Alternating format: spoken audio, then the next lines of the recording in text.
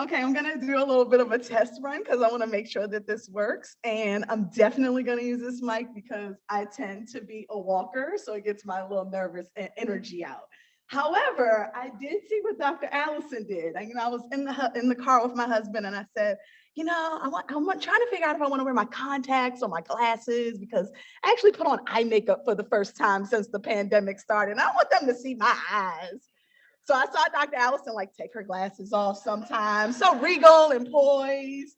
And then sometimes she put them on. So we might do some of that action too. But first, let's just test the clicker. And can someone tell me where I should be looking at for our attendees that are online? Because that's important. Oh, look, okay. Bam, it works.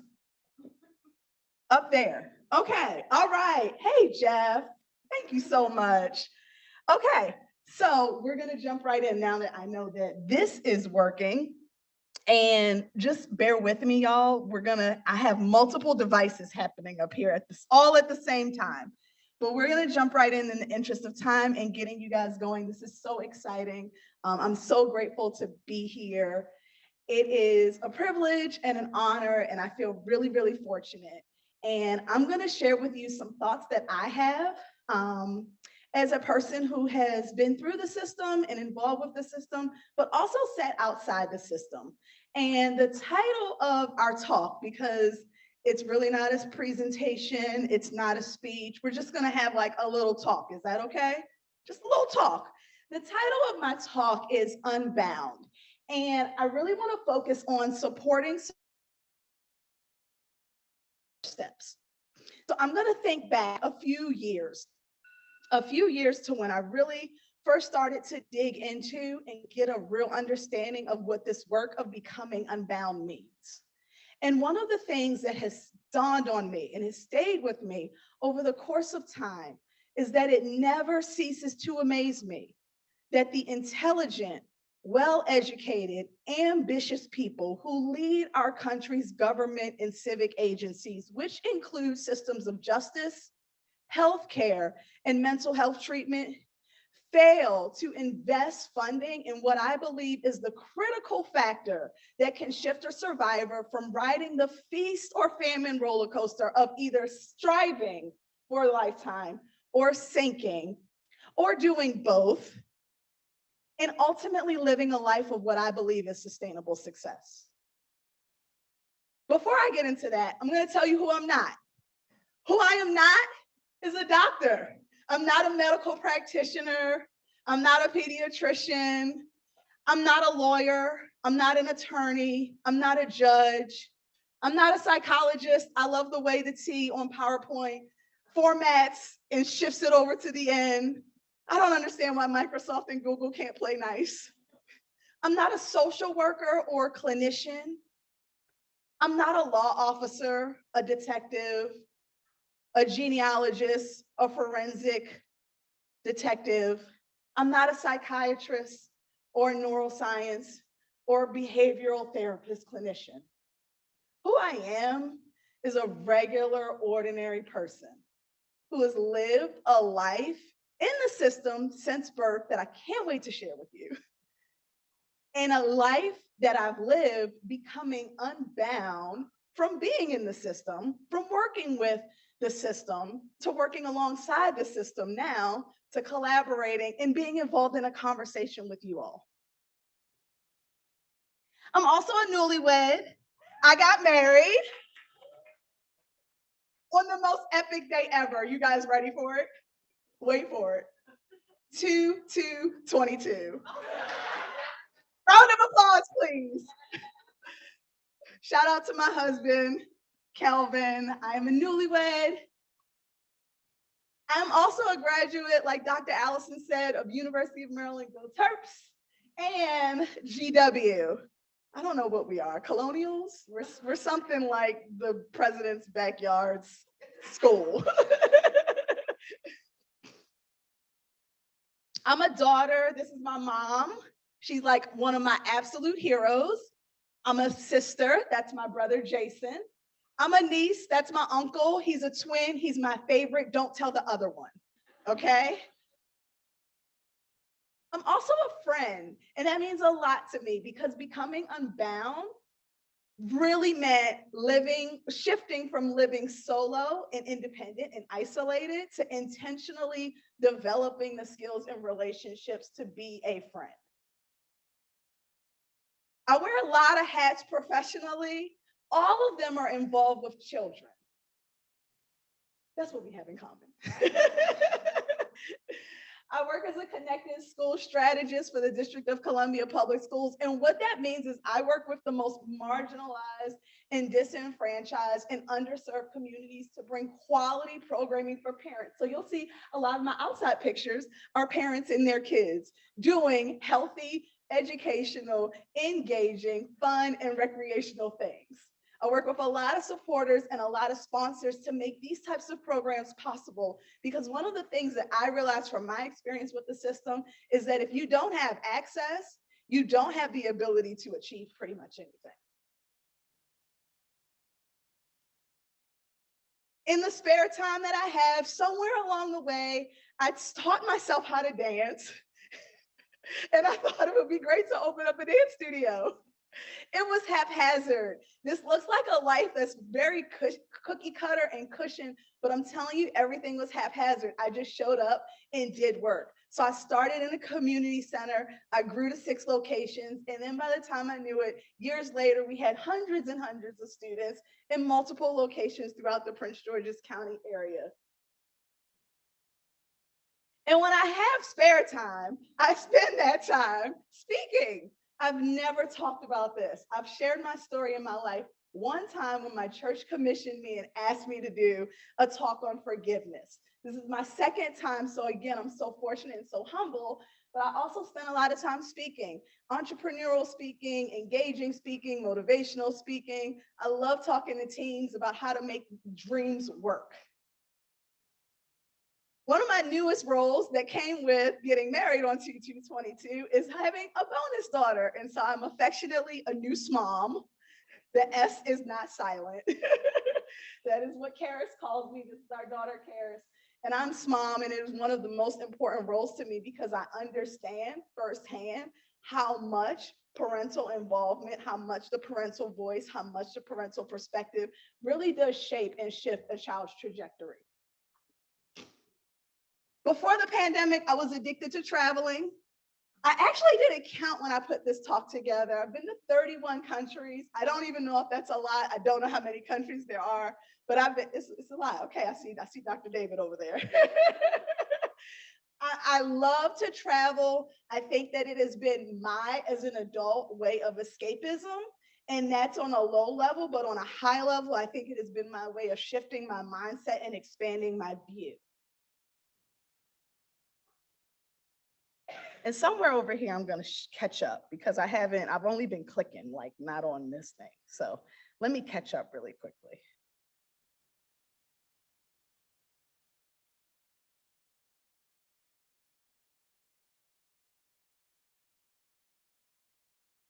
Okay, perfect. We're like right on time. So before I became a world-class traveler, life started from me. I grew up in Baltimore. Anybody from Baltimore? Yes, there's one. Hey, Baltimore. Hey, Baltimore. I would say east side or west side, but you know. West. Okay, we're on the good. Yes. There's one. Anybody online from Baltimore, just drop it on the chat. Let us know. I grew up in Baltimore, and if you are from Baltimore, you know that we affectionately call Baltimore the Baltimore bubble or the Baltimore block. Those are the 2 terms. So that's why this traveling has been so instrumental for my mindset and my development and my personal growth throughout the years. But before I got to Baltimore, my story started way down south. I put the clicker down and that was bad. I was born in Mississippi. I was born in Jackson, Mississippi. I wish this thing had a little flashlight on it. I would circle the Jackson in Mississippi. I was born in Jackson, Mississippi, and I don't know much about Jackson, Mississippi because I didn't stay there long. I'm not quite sure how long I was there, but I do know a little bit about my history. And what I know from my history was handed to me Well, really, it wasn't handed to me. There's a story about this. I was a little mischievous, you know. We learned how to steal in Baltimore and break and entering and pick locks. I learned all those things in Baltimore. And so this wasn't handed to me. There's a story behind that, but it's going to come later. But what I know about being in Mississippi is that when I was born on August 24th, I was ultimately decided to be given up for adoption. And so my story started in the system. Before I was adopted by my mom, who you saw, she's amazing, my hero. Before I was adopted by my mom, I was placed in foster care. And so I got this letter when I was 13-ish, maybe 14. My mom had a little cabinet and it had a lock on it. And I knew that there was some stuff in that cabinet and I wanted to find out what it was in there. And so I picked the lock, and that's how I got this letter. And it was really traumatic because when I turned 18, she thought that she was going to have this, I guess, rite of passage, coming of age ceremony where she bestowed my letter upon me and told me that, like, here's your rights to be able to find your biological family, and here's the information that we know. And she went to look for the letter, y'all, and the letter wasn't there. And so panic ensued. And panic ensued and panic ensued. And I didn't know that the panic ensued, but she came to me and was in tears. And I was like, oh, I got that letter. Here it is. I whipped it right out. I said, hold on 1 second, Mom. I've got that. I've got that. So I held on to this letter. It's pretty vague. It gives a little bit of information about my biological family. So you'll see that I was born in 1982 at the Baptist Hospital. And according to whoever wrote this letter, Miss Velma Tate, the maternity caseworker, I was a beautiful little girl. I don't have any baby pictures, but according to Velma, I was a beautiful baby girl. And my birth mother was 17, and she was a little bit taller than me, 5'9". I'm really 5'5". Don't let the heels fool you. And my birth father was about the same size, and they were athletic, and they were in high school and graduating and planning to go to college. And they made the very tough decision to place me up for adoption, but there was no family for me. So before that happened, I went to go live with, the last paragraph says, you were placed in foster care before you were adopted by your family with a lady named Nancy. My bonus daughter, when I showed her this letter, because, you know, we're slowly but surely unraveling, becoming unbound and sharing, you know, who I am and not just what I do. I don't just take you to school and cook your breakfast, like I have a whole history. She said, have you ever looked for your family, Smom? I said, no. She said, why? I said, I'm scared, and we'll get to that later. And she said, okay, but I think that we shouldn't start with them. I think we should start with Nancy. We need to find Nancy. I said, you're so smart. I never thought of that. This was recently, y'all. But I was placed in foster care with a lady named Nancy. And that was my entry into the system.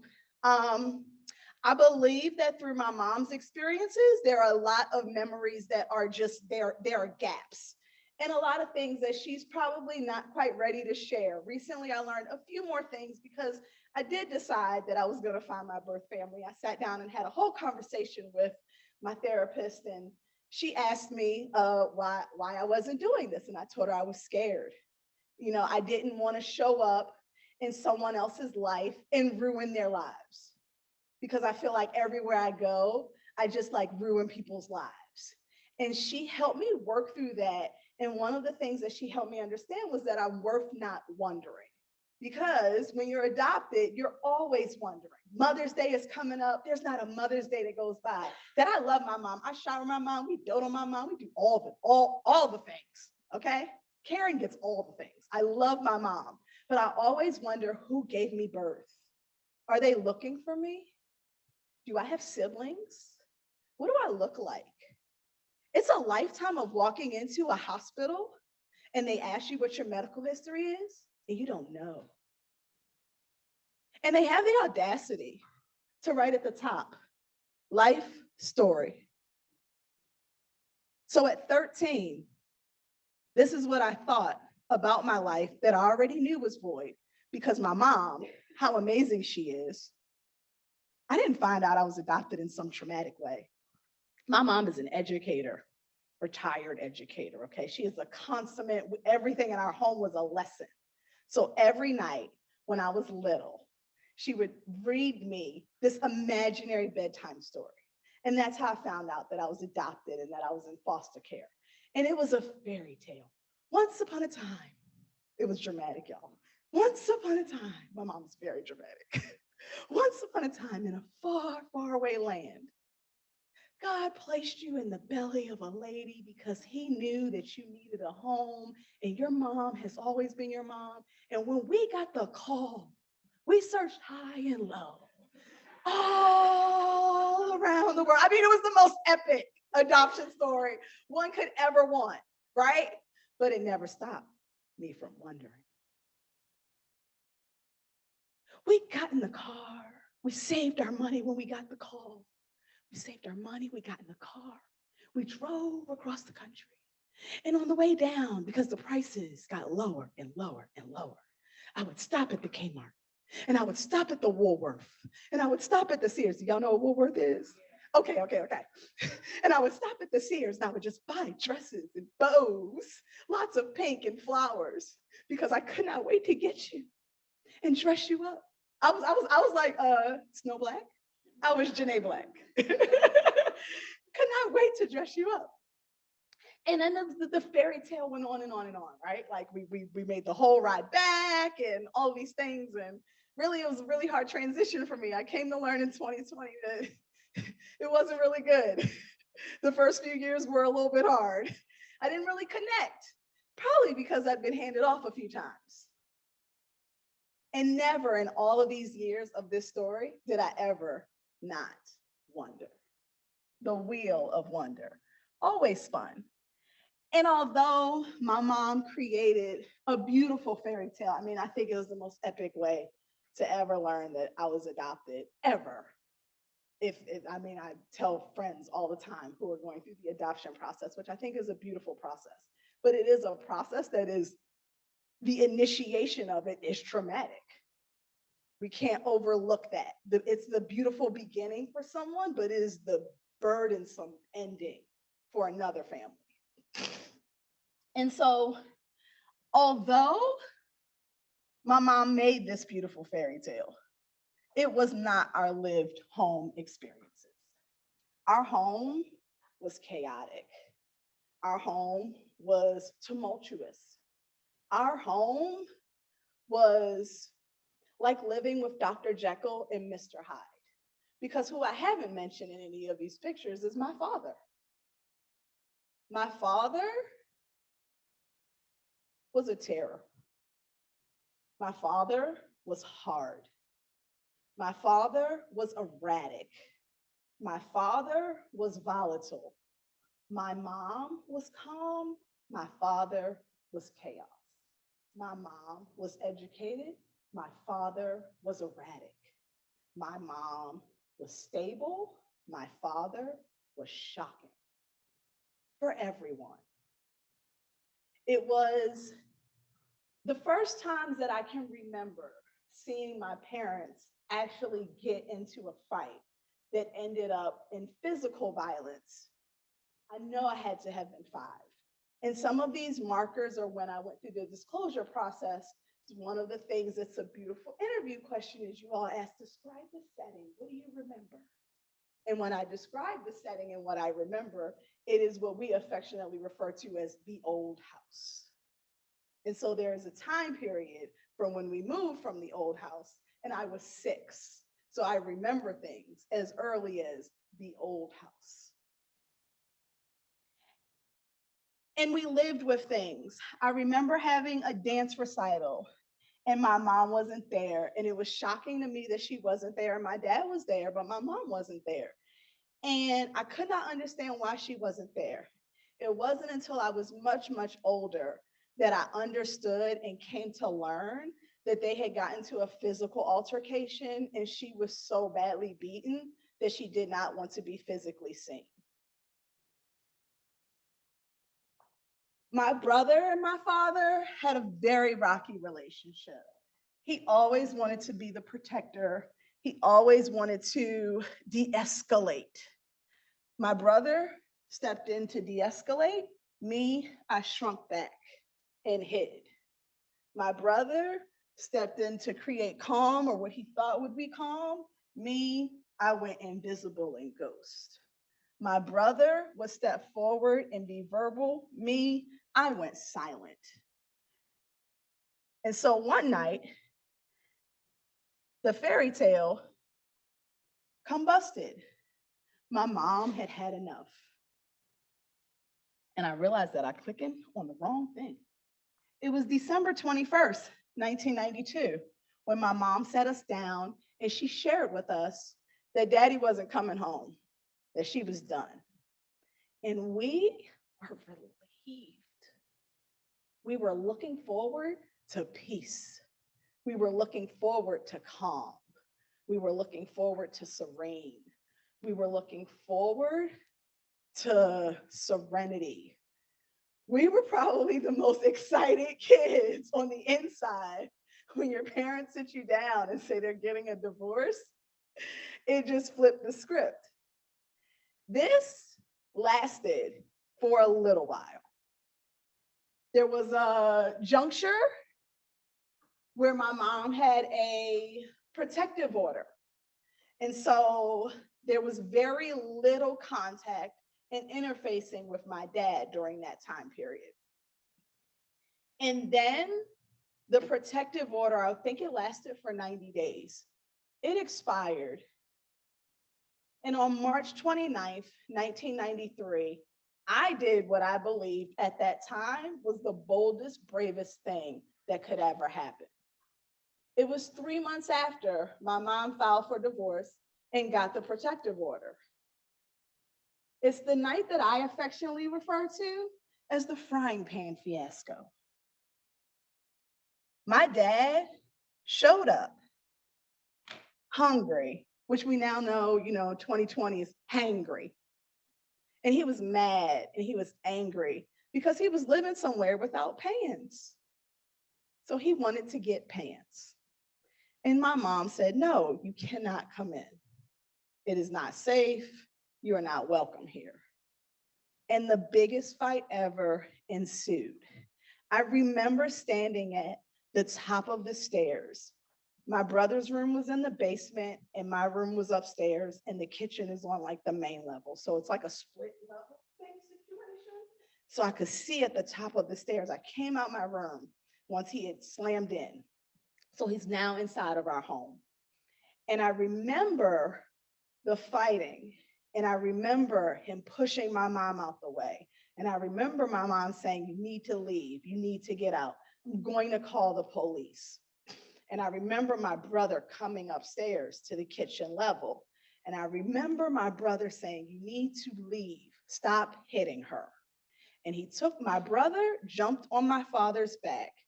And let's just say this is the kitchen. And let's say this is the front door. And let's say this is the opening of the stairs. I remember my brother flying. Boom. His back hit the front door and he just dropped to the floor. My father had ripped the phone out the kitchen because at that point in life, the phones were still hooked to the wall. So he had ripped it out the wall. And I thought, we're going to die. We're going to die. And so I ran from my little room in the opening and I ran to my mother's room and I got the phone. And we had a little laundry chute in our house. Like when we moved from the old house in the city to like the suburban house in the country, what we thought was the country at the time, it's really not the country, but we thought it was the country, We had a laundry chute and I grabbed the phone because my mom had a cordless phone in her room. The good phone stayed in mama's room. She had the cordless phone. She had the cordless phone and I grabbed the cordless phone and I slid down the laundry chute so that he couldn't find me. And I called 911.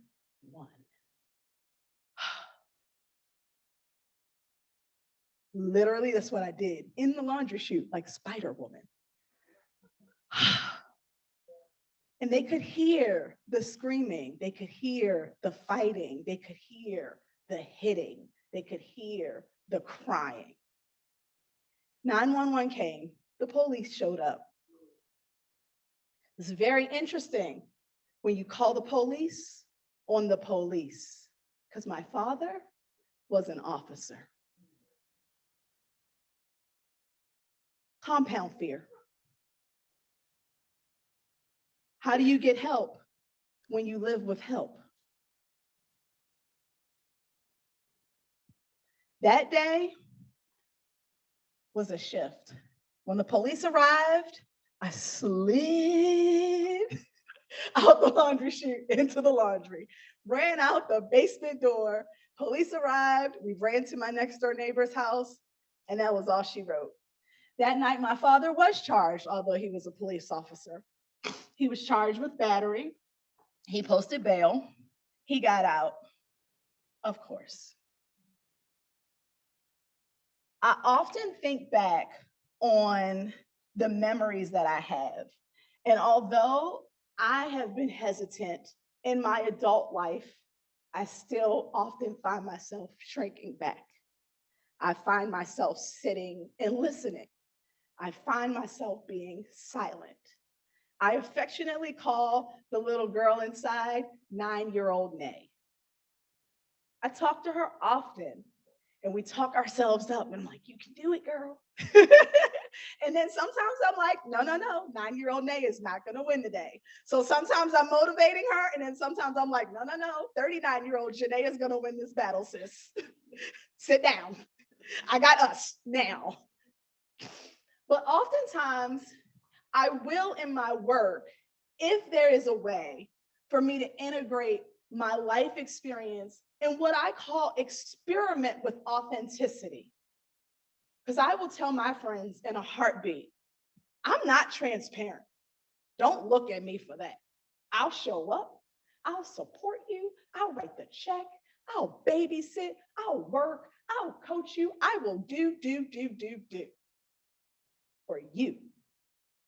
But when it comes to me, oh no, that's off limits. Has been. Here we are. So throughout the years, I have found myself, when there is something that is actually a relevant lived experience that comes up, I will share in the most transparent and authentic way as possible. I call it practicing authenticity. Because for someone like me, who learned to live hidden, who always question why, who learned to be silent, it is not an innate skill. It is not a part of my personality. It is a skill that I've had to learn. It is showing up and practicing. I told y'all we were going to have a little talk because guess what? Your practice. And I appreciate and honor the fact that you're letting me practice with you. And so I was in Cuba on one of these trips before they shut us down and said we can't go to Cuba anymore. I was so happy that I got there. I was in Cuba with my cousin, and she took this picture. And before I chopped my hair off in COVID, I let it grow long, and I had all this hair all the time. And I love a good high bun. I love a good bun. It's the dancer in me. I love a good bun. And so I had my hair up. It took me a long time to get to wear my hair up. And she snapped this picture. She's like, oh, cousin, you look so pretty. This is so great. And blue's my color. I love a good blue. I see you, Cobalt. I love a good blue. I see you too. Come on, turquoise. I love a good blue. And she snapped this picture, and in the middle of Havana, Cuba, I'm experiencing one of the most intense triggers that I've ever experienced in a while.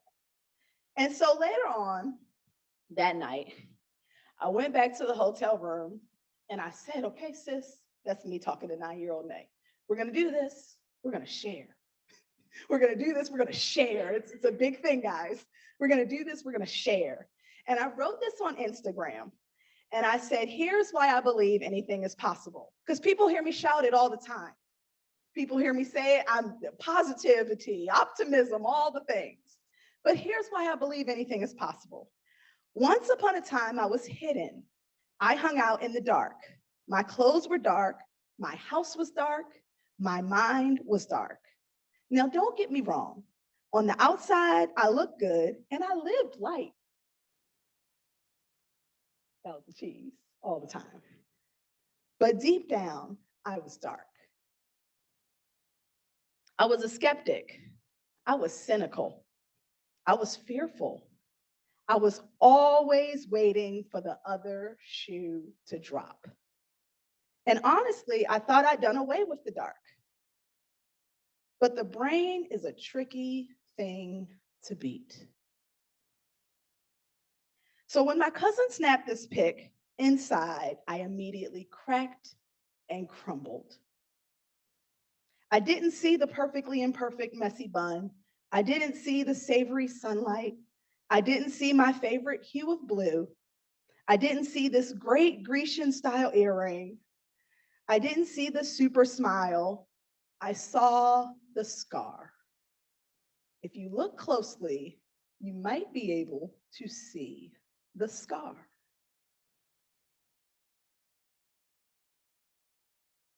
The table where that scar happened, it came back. It was right in front of me, in the middle of Havana. It was a glass salt shaker that my dad hurled across the room that hit me so hard, my skin burst open and blood shattered everywhere. It was so bad, y'all, it didn't even leave a scar. I call it a scar now, but really, it's more like an indentation. As a kid, it was a straight up crater. I spent most of my life with my hair in my face, taking pics on my good side. That I rarely even lay eyes on this scar because it's often covered up. So this pic was a trigger. It transported me back to a place and back to a space. I had to quickly hold back tears while my cousin was elated about her newfound photography skills. Because who wants to be crying in the streets in Cuba? But this leads me back to how I know anything is possible. Since the moment of this pic, every day I've spent significant time looking at every scar on my body that could be a trigger. Sounds crazy, I know, but I'm training my brain. I will no longer hide. I will no longer have a good side.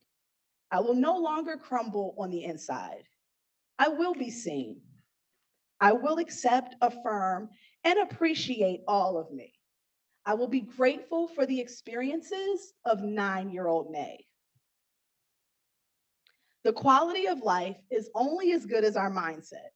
And being a business owner can be brutal. We're hard on ourselves. We're critical. We're always racing for the next best thing. But how do you train your brain to accept and appreciate what is right now? And so I shared that on Instagram. And it was great. People asked questions and all types of stuff. And I really had the opportunity to practice sharing.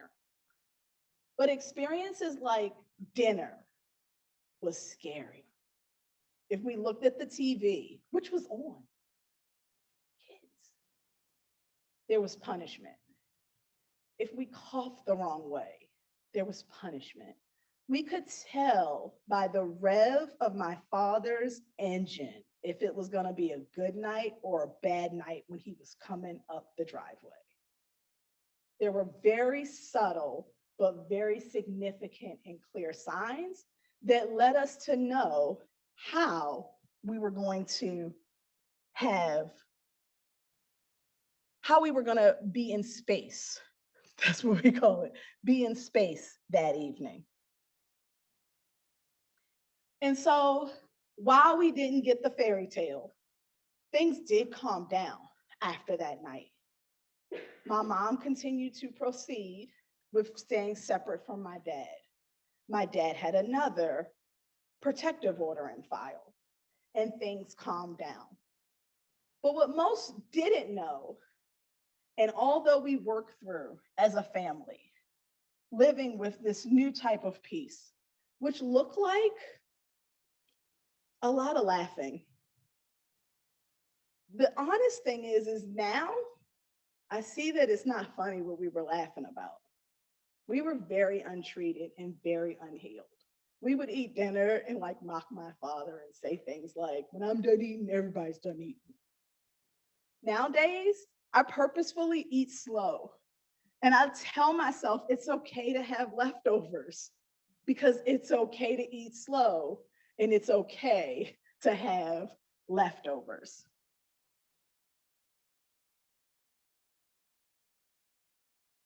While we were living with this new sense of freedom, with this new deliverance, and with this new space, we were also adapting to our new life.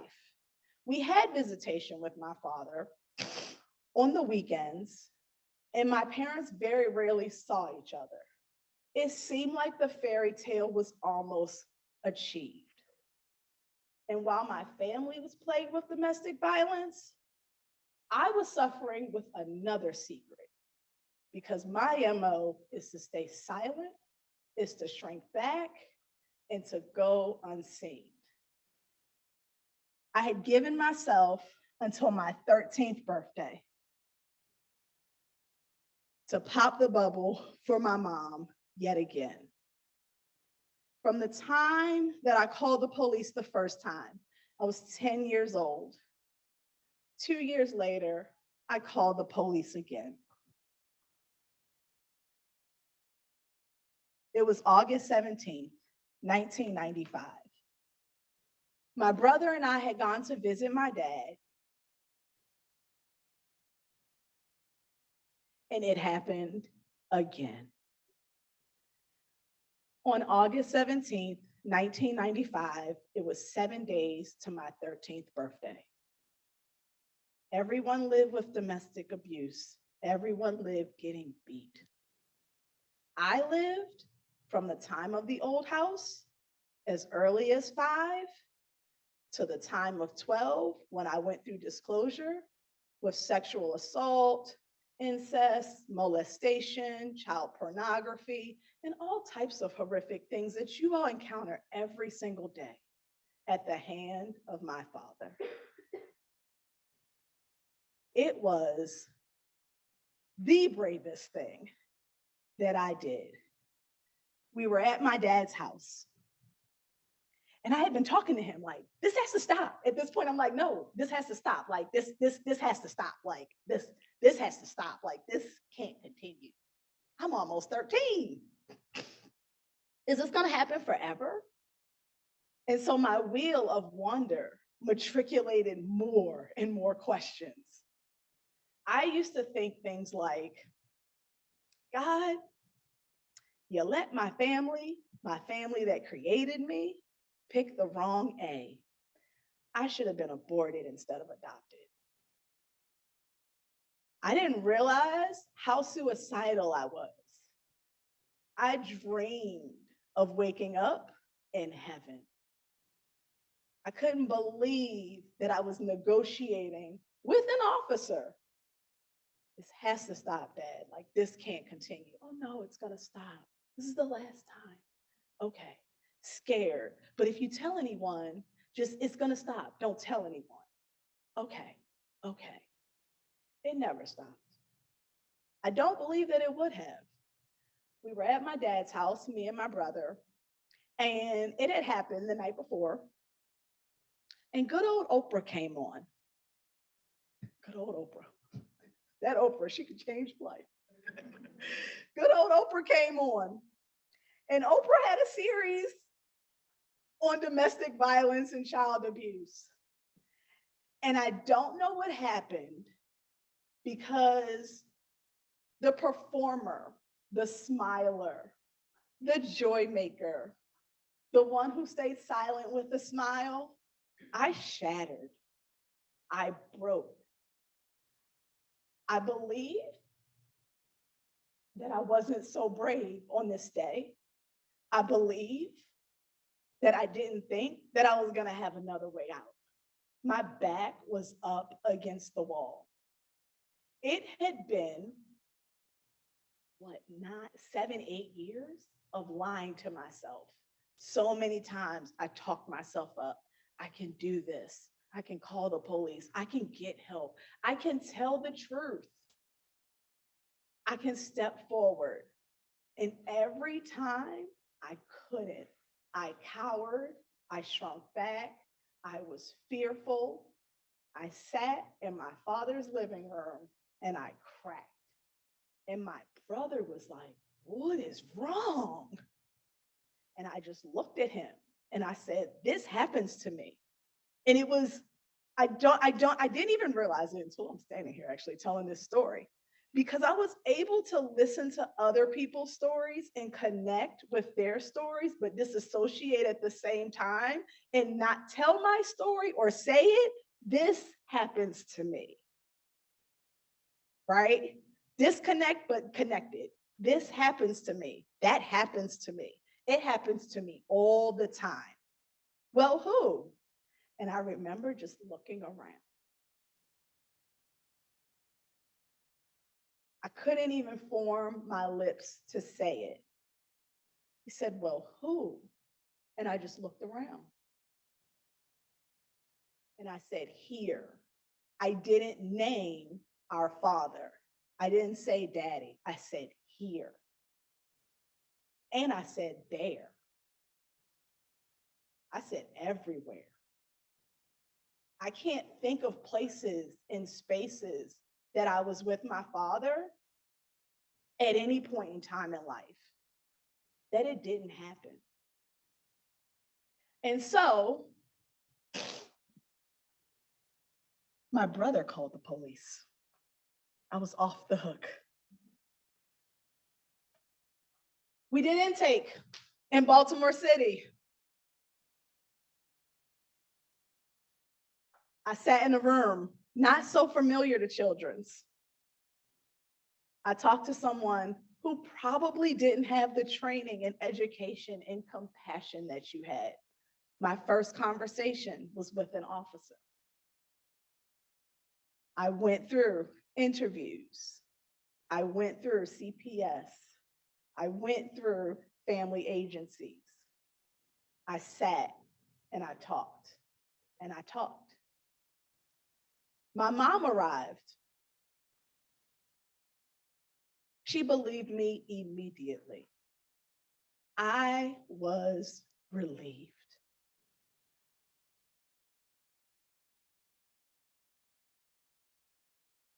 One of the things that I always wondered is anyone gonna believe me? Because it's happened so long. And I had a conversation with who I believe to be a hypnosis, like hypnotherapy of some sort, because that's how they got to asking me the questions about locations and what rooms look like. And this is how they were able to determine, oh, this has been going on for quite some time, as early as age 5, if not earlier. And so we did intake in the city. And my father was charged with a variety of things that you all see all the time. And then, because it expanded across Baltimore City and Baltimore County, I had to do a redo. Jurisdictions don't talk to each other. Systems don't talk to each other. Once they found out the description of locations that my abuse ranged in, had a whole nother battery of intake with Baltimore County, where ultimately they decided the case was going to be tried and heard out, because the amount of abuse and the experiences that I had were greater in quantity, duration, time, than in Baltimore City. In Baltimore County, did all of the charges: assault, battery, second degree, incest, all the things.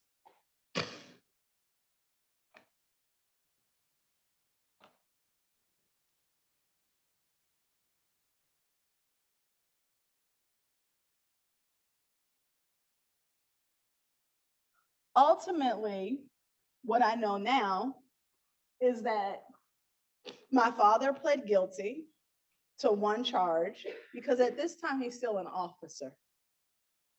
I'm still calling the police on the police. He pled guilty to one charge. In exchange for that, what I believe is that my mom wanted me to not have to take the stand. I remember going to court and I remember hearing the charges read off. I don't remember my father being in the room, but his whole family was there. And he pled guilty to one charge. He did not 1 day in jail.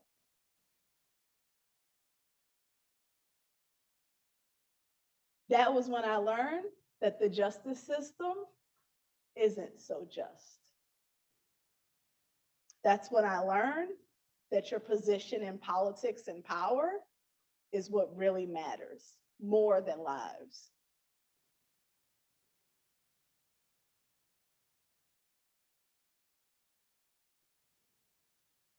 My disclosure process in itself was traumatic.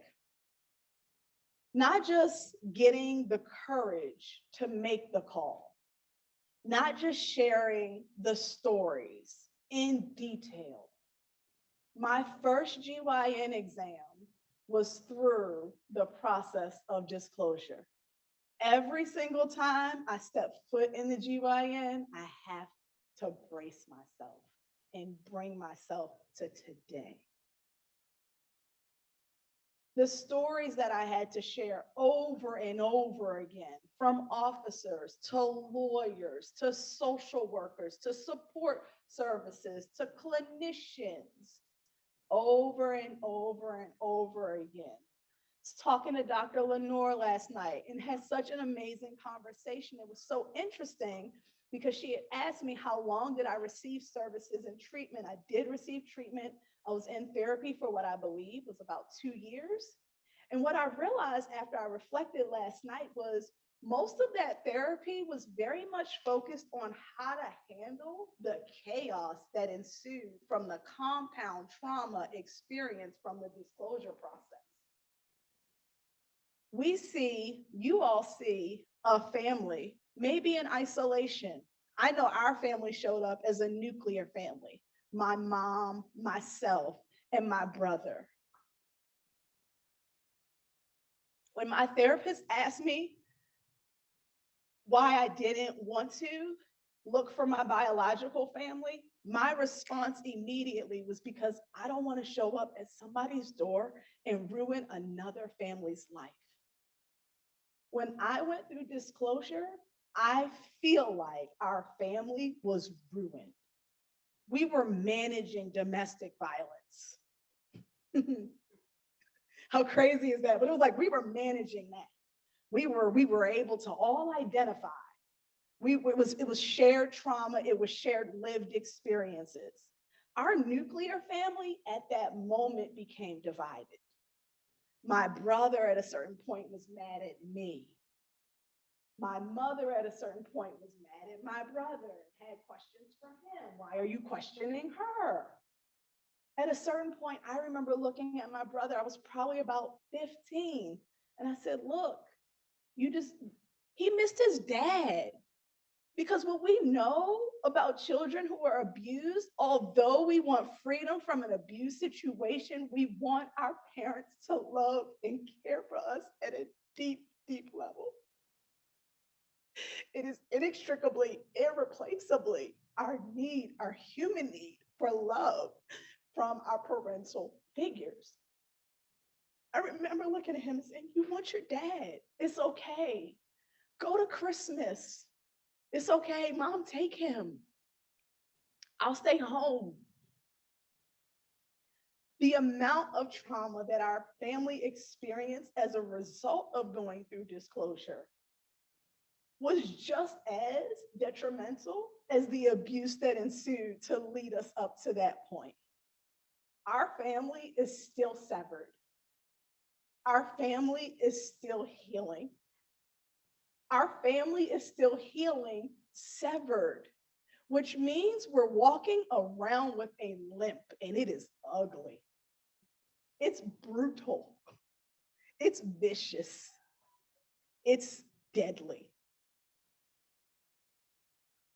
I spent the rest of my high school years in support of my brother's relationship with my father.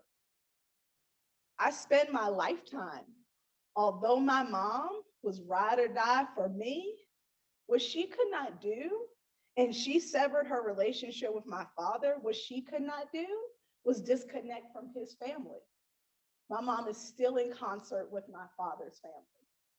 I still ride the wave of, I'm not coming to Thanksgiving. No, ma'am. Where's Christmas gonna be? Who are you gonna be with?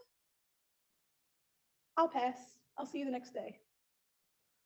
Constantly being reminded of why life looks the way it looks are things that survivors don't show up with when you're examining bruises and you're hearing stories and you're doing a rape kit or you're hearing that a child has been exposed to pornography.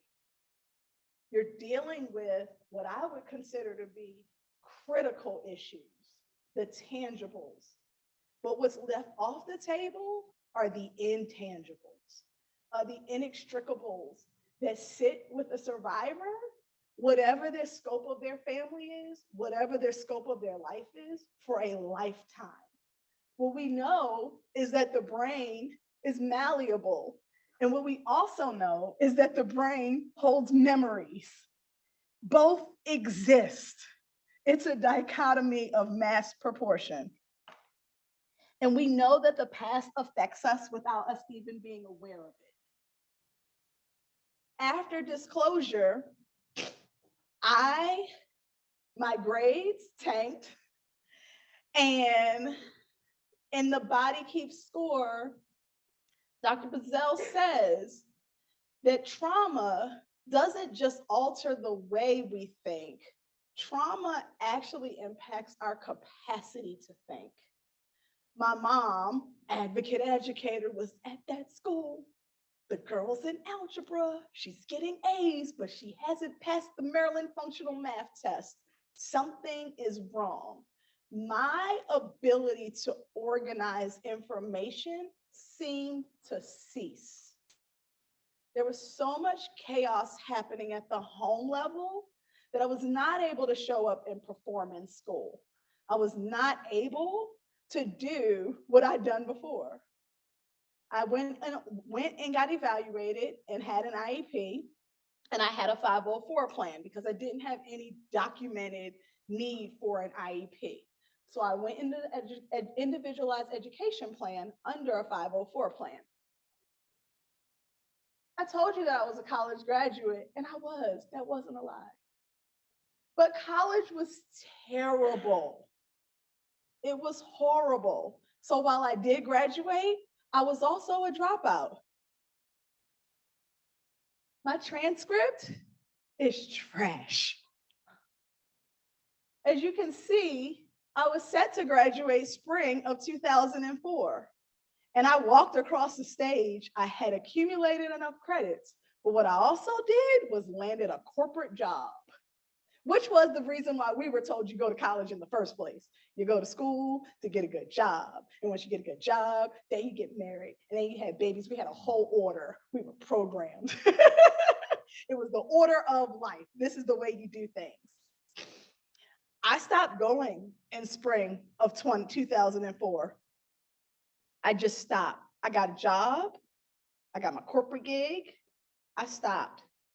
I walked across the stage. My mom had no idea. It was amazing. It was amazing that all these years later, I still knew how to smooth and slither about in secrecy and pull off what I consider to be personal fraud. It's what I'd learned as a kid. To keep secrets, to be subtle, to shift lies, to get out of hard things, to be invisible, to accomplish the public goal. What do you want me to do? You want me to look good? You want me to smile? I can do that. It wasn't until I decided on my own volition to go back to school in 2009 and finish my degree. It was a large gap. And in that gap of time, That's when I feel like our family really broke down in my young adult years. And a part of the reason why I feel like I had such a hard time in school was navigating becoming a young adult, not having the support of the system, not having incremental treatments, and figuring out how to navigate life on my own.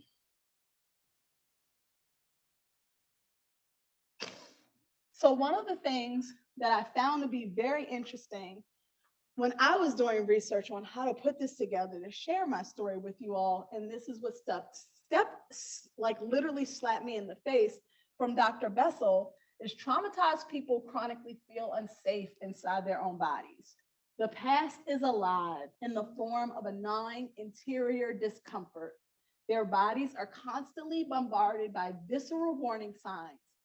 And in an attempt to control these processes, they often become expert at ignoring their gut feelings and numbing awareness of what is played out inside. They learn to hide from themselves. This sums up my 18 to 25. It wasn't until I reorganized, it wasn't until I started to create boundaries and say, no, I'm not coming to this. It wasn't until I was given the tools and the skills to break the codependency that happens when we have shared trauma that I was really able to go back to school on my own volition. I have no idea. Oh, oops. Oh, wait, there's a thing on it. Maybe I should just push cancel and let's see what happens.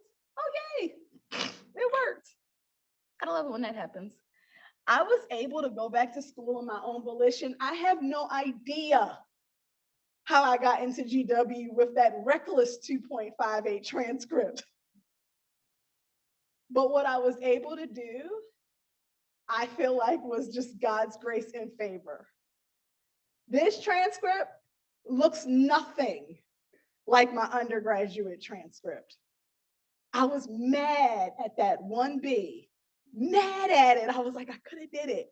This was the first time in 2011 that I said, I did exactly what I knew I could do. I showed up for me. It was the first time that I was genuinely proud. I wasn't performing for someone else. I wasn't on someone else's agenda. I wasn't a checkbox in someone else's list. I wasn't a notch on someone else's belt. I wasn't a line item in someone's report. I had organized my life to where it made sense for me. I don't believe that it was the healthiest, because in that time, shortly thereafter, I graduated and I worked really, really, really hard. Really, really, really, really hard. I went full blown into striving. I left sync, I went to strive. I was like, this is not my story. This is not who I'm going to be. I'm going to the opposite end. I went to strive. And that striving came with a lot of stress. And that stress landed me in the hospital a few times. And every time that I went to the hospital, no one could figure out what was wrong. I'd be dehydrated. I'd have panic attacks. I'd be vomiting. I'd have convulsions. I had my temperature. No one could figure out what was wrong. Nowadays, my wellness and holistic medical practitioner is like, oh, this is all related to that trauma that you experienced. Because although I'm striving on my own volition, it's an underlying trigger for that performative nature that I was brought up in.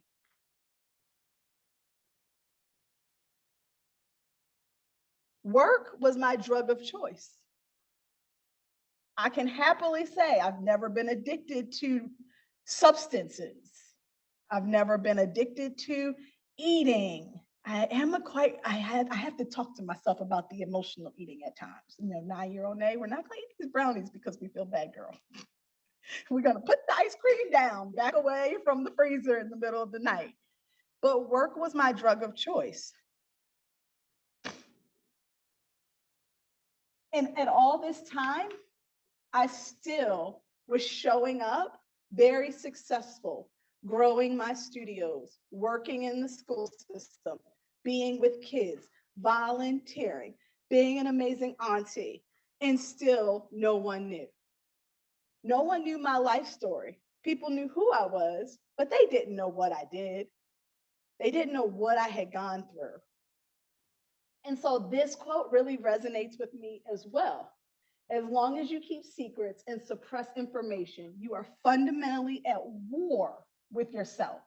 Your critical issue is allowing yourself to know what you know. That takes an enormous amount of courage. Last night in conversation with Dr. David, we had such beautiful conversation about how living in complete cohesion means acknowledging, appreciating, and accepting all of your experiences, how that is a significant step in the healing process. It was a step that I did not want to take. And you know what your body looks like when it's at war with itself? That. It doesn't just look like throwing up out of nowhere and having panic attacks. It looks like visceral physical responses. It looks like stress eating you from the inside out. And these are like recent.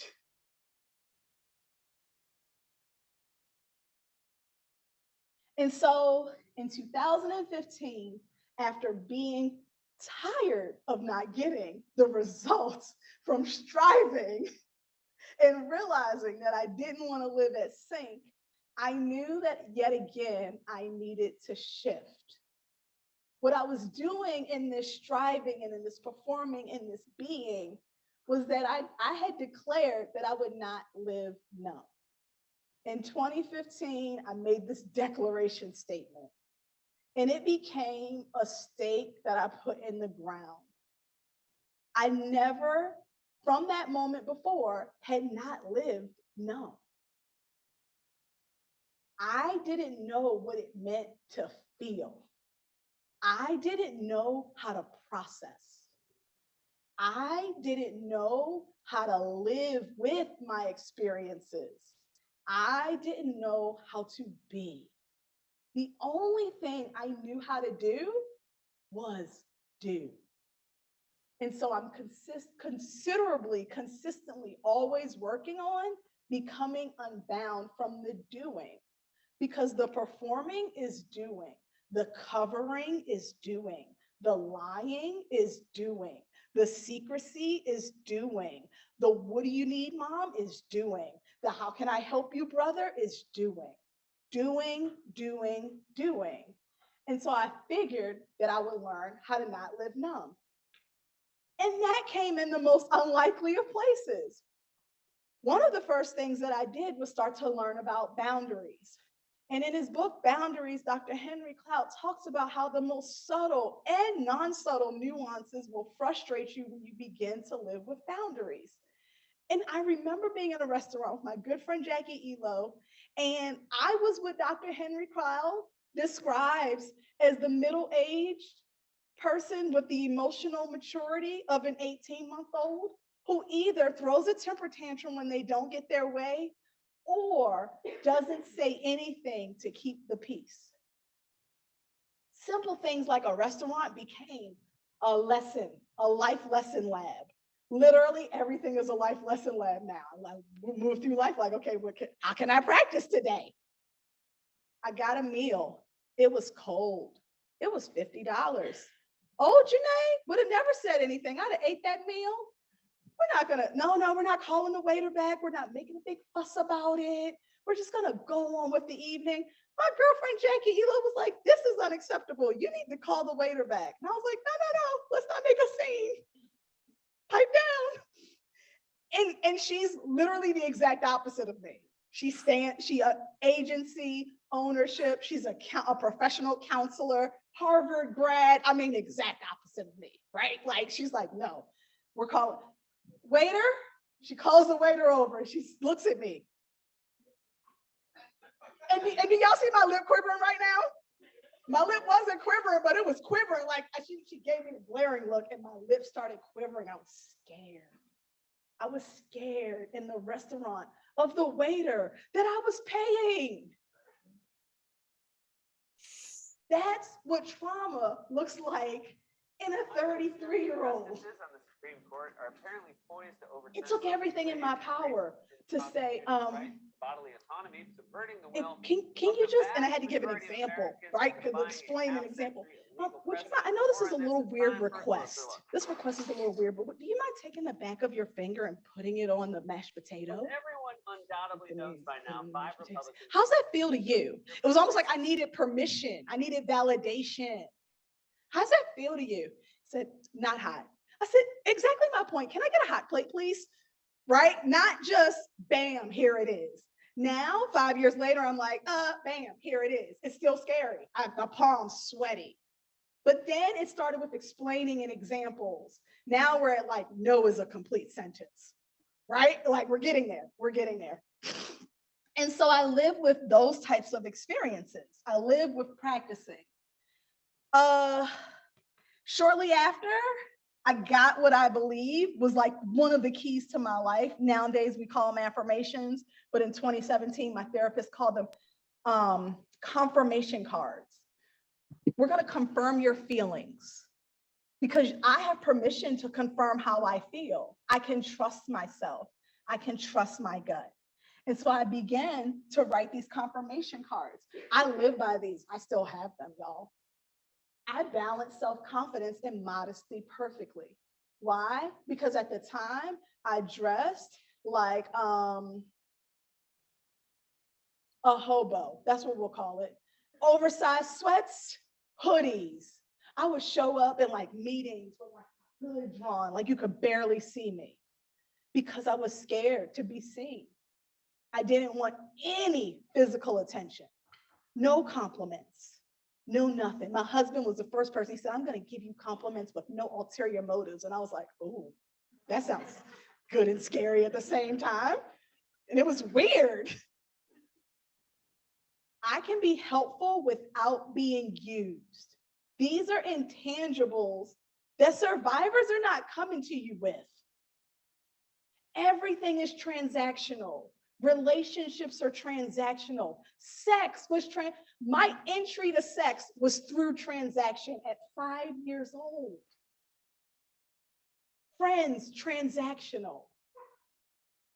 I approve of myself aside of my accomplishments. It's not what I do, it's who I am that makes me great. I feel good doing things that improve my bottom line. These are things that I, as a survivor, had no idea that I didn't do. I make decisions that improve other people's bottom lines. How is this going to affect? Even today, how is me showing up at my birth parents' door going to affect their lives? Completely discarding my own need to stop the wheel of wonder. I courageously sell my ideas. And so I'm going to continue to do that. That's what I'm doing with you all. I'm selling my idea of what I believe is the number one thing that we need to do to help survivors. And that is build boundaries. These are things that you all may not be thinking about when a survivor comes through your door. Connect with breaches of trust. I have to forgive myself all the time for prioritizing my mom and my family over myself. My first call was to protect my family, not to protect myself. I have to learn on a daily basis how to trust myself. Belonging. I need to know as a survivor of any type of abuse, neglect, that I belong, not because of what I do or how I perform, that I as a person actually am worthy of belonging. Oh no, it cut off. Oh, Okay, there we go. Build. I need constantly a North Star. What is my chief aim? Where am I building to? What is the life that I want to have? It's an experiment. Oh, I want to have this life. No, this is sinking, sis. You are drowning. You are drowning in the shallow end. Okay, well, let me shift. Now I'm striving. No, this is not what the business is. Okay, now I want sustainability. There's always this idea of what is coming next. What is my ideal life? Not the life that my dad wanted me to have, not the life that my mom wants me to have, not the life that my grandma wants me to have, not the life that's going to make my family fake fuzzy. That's what I call it, fake fuzzy. What is the life that I want to have? Belief. Every day I'm learning how to believe in myself. It took me a long time to learn that there's a difference between self-confidence and self-assurance. And what I lacked was assurance in myself. I'm very confident in what I do. I can show up and do. If you ask me about myself, that's what I can't do. And that is basic. It is a precursor, I believe, to belonging. And then behave. There's so much data. You guys are going to hear stats and data at this conference for the remainder of today and the next day. But how do you help survivors learn that they can actually shift their maladaptive behaviors? How do I shift from being a liar? Because that was a learned behavior. I was telling Dr. Lenore and Dr. David last night, no one knows that I'm here talking to you, except for my husband and my best friend, Jackie. My mom doesn't know, my brother doesn't know, my family doesn't know, my small group doesn't know, my job doesn't know, no one knows. And I could blanket it under the umbrella of, oh, I'm just private. And then I had the reality check of like, no, sis, this is dissonance and distortion. This is secrecy. Oh, now I have to figure out how to transition from living in a life of secrecy to living in a life of sharing without fear that the sharing is going to be retaliated by an attack of pain. These are things that may not ever come up in your office, but these are things that are going to be with survivors for their lifetime. What does it take to do this? The CDC reported in 2018 that $518 billion is spent on children who are survivors of child abuse, physical, psychological, sexual, and any other maltreatment.